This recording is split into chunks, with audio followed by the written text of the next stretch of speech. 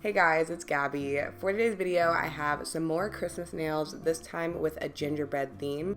And I actually get a lot of my just nail ideas, nail inspiration from Christmas decorations, and I kept seeing this gingerbread themed dishes, like cups, plates, and things from Pottery Barn on Pinterest, and I thought it was so cute. I felt so inspired, so that's kind of where this design came from. But getting right into the nails, I'm starting off with a brown base. You just want to pick something that looks kind of gingerbready, so any kind of tan brown shade. And then I am going to go ahead and apply a matte top coat and cure that underneath my lamp.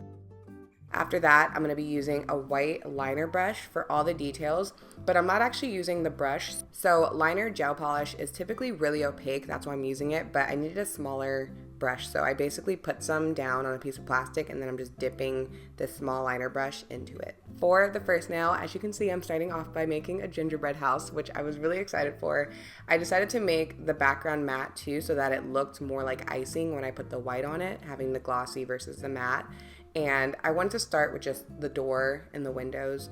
This was so fun, guys. I'm just telling you right now, the thing that's really nice about it too is because it's icing, it doesn't really need to be perfect, so if it's a little shaky here and there, it almost just looks more intentional and goes with the gingerbread theme. This is gel nail polish, so you will need to cure it, and whenever I'm doing designs like this, especially just freehand designs with a lot of detail, I will cure as I go just to make sure I'm not messing up the design at any point, accidentally hitting it, or if I do mess up, I can wipe off just that area without having to start all the way over. All right, back to my gingerbread house. After I did the windows and door, I didn't really have a full plan. I was just really trying to do swirls, circles. I don't know what those things are underneath the window, those little dashes, but ended up being cute. For these little dot teardrops, I would make a dot and then take my brush and drag it for around the door. This is one of those designs, it doesn't really have steps. You just have to enjoy it, draw things. You can always pull up a few gingerbread houses on Pinterest to get the inspo. I did that to just to see what shapes or designs I would want. Again, cure your nail as you go so you don't accidentally mess it up. And you don't have to cure it for the full time. I'll just do a flash cure of about 15, sometimes 30 seconds in between.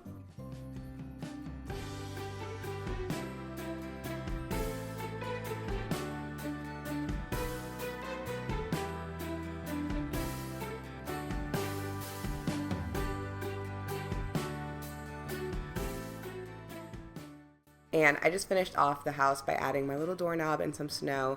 And then after I was completely done, I am going to cure for the full time. And I have no words.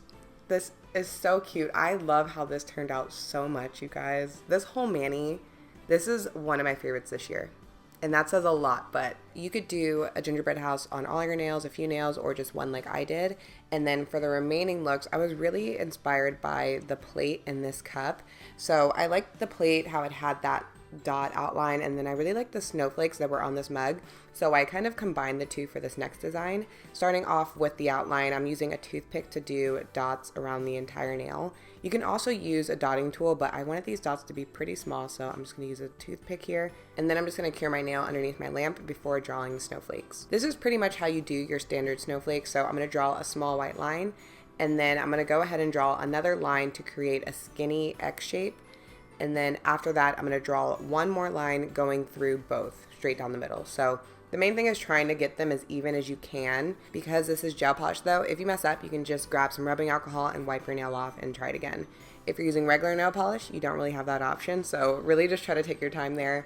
And then after curing those lines, I'm going to add tiny little lines on each side of the nail to create my snowflake. I don't even know what you call it, just the snowflake lines, and then it cure my nails again. And I really like those little dots that the mug had around the snowflake, so I'm adding a few in, and I'm using the brush to do this just so I can make them really tiny. And then I'm gonna go ahead and add another snowflake too. If you have longer nails, you could do 3 snowflakes. If you have shorter nails, you could just do 1 small one. Really up to you.